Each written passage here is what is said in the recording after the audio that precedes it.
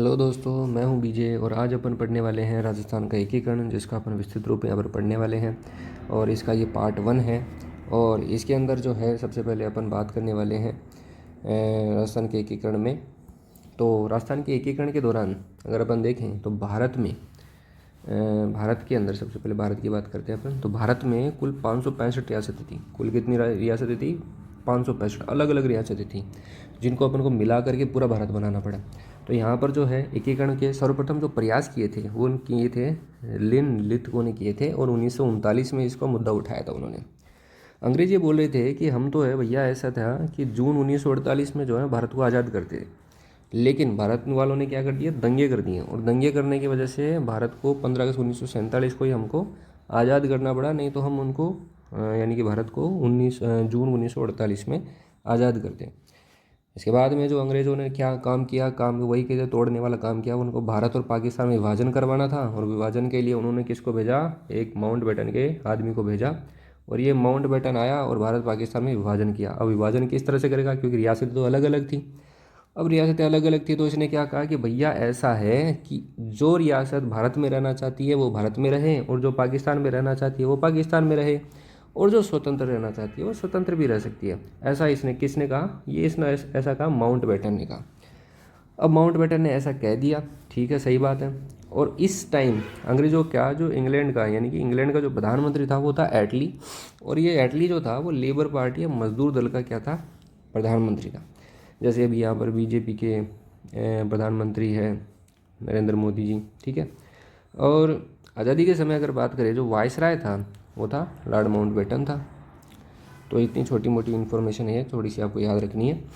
इसके बाद में जब एकीकरण करना था पूरे भारत के अंदर, पूरे 565 रियासतें थी, अलग अलग थी, ठीक है। तो सरदार पटेल जो था उन्होंने क्या किया, एकीकरण के लिए बहुत सारे प्रयास किए थे। तो उन्होंने देसी रियासतें जितनी भी थी, मतलब छोटी छोटी जितनी भी रियासतें थी, बीकानेर, उदयपुर, जितनी मेवाड़ वगैरह जो भी थी, उनको 15 अगस्त 1947 से पहले सबको मिलाना था। और उन्होंने ऐसा कहा कि सारी रियासतें जो है भारत की, वो भारतीय संघ में शामिल हो जाए। किससे पहले? 15 अगस्त 1947 से पहले भारतीय संघ में शामिल हो जाए। ऐसा किसने कहा? सरदार पटेल ने कहा। और इसके लिए उन्होंने स्पेशल काम किया। उन्होंने क्या स्पेशल काम किया? उन्होंने रियासत विभाग की स्थापना कर दी। किसकी स्थापना कर दी? रियासत विभाग की। तो इससे जुड़े हुए कुछ सवाल है जो अभी पूछे जाते हैं। अब रियासत विभाग की स्थापना जब करी थी तो किस तारीख को करी थी? तो भैया ये याद रखना आपको, 15 जुलाई 1947 को करी थी। बोलो कब करी थी? 15 जुलाई 1947 में रियासत विभाग की स्थापना करी थी। और रियासत विभाग के जो अध्यक्ष थे वो थे यहाँ पर सरदार पटेल। कौन थे? सरदार पटेल इसके अध्यक्ष थे। और रियासत विभाग के जो सचिव थे वो थे वीपी मेनन। रियासत विभाग के सचिव थे वीपी मेनन थे। तो ये 2-3 चीज़ें आपको याद रखनी है। रियासत विभाग की स्थापना 15 जुलाई 1947 को हुई थी। इसके अध्यक्ष सरदार पटेल थे और इसके सचिव वीपी मेनन थे। अब रियासती विभाग जो थे उन्होंने क्या कर दिया, कानून बना दिया। कानून क्या बनाया कि भैया ऐसा है कि यहाँ पर कोई भी, जैसे लॉर्ड माउंटबेटन ने यह कहा था कि जो स्वतंत्र रहना चाहती है वो स्वतंत्र भी रह सकती है। ऐसा किसने कहा दिया था? लॉर्ड माउंटबेटन ने ऐसा कह दिया था।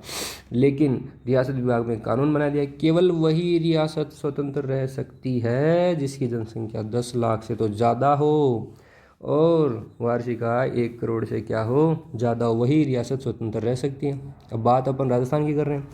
अब राजस्थान में वैसे तो जो है 19 रियासतें थीं जो मतलब कि अलग अलग थीं, लेकिन जैसे ये कानून बना तो मात्र केवल 4 रियासतें बच गईं।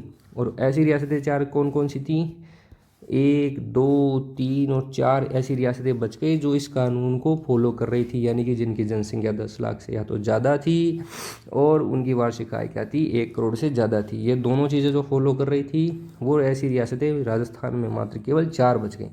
तो पहली जोधपुर, दूसरी बीकानेर, तीसरी उदयपुर और फिर जयपुर। ये 4 रियासतें केवल इस कानून के अकॉर्डिंग कैसी रह सकती थी? स्वतंत्र रह सकती थी। आगे बढ़ते हैं। भारत में वैसे तो 565 रियासतें थी, लेकिन आज़ादी से पहले है ना 562 रियासतें भारत में विलय हो चुकी थी। लेकिन 3 रियासतें ऐसी थी जिनको शामिल करने में बहुत समस्याएं थी। और सबसे जो फेमस है, सबसे जो मुद्दा बार बार जो उड़ता आ रहा है वो कश्मीर है, जो कि 370 की वजह से मुद्दा उड़ता आ रहा है इसका, ठीक है। वैसे तो अब ये सोल्व हो चुका है। उसके बाद में दूसरी रियासत थी हैदराबाद, और तीसरी रियासत थी जो कि थी जूनागढ़। ठीक है। तो सरदार पटेल ने सबको मिला कर, यानी 565 अलग अलग रियासतें थी, सरदार पटेल ने सबको मिला करके कितना क्या 562 को तो मिला लिया था, फिर बाद में इन तीनों को भी मिला दिया, तीनों को मिला करके मतलब सबको बना करके फिर अपन ने भारत का निर्माण किया था। तो सरदार पटेल के प्रयास जो है बहुत सराहनीय है यहाँ पर।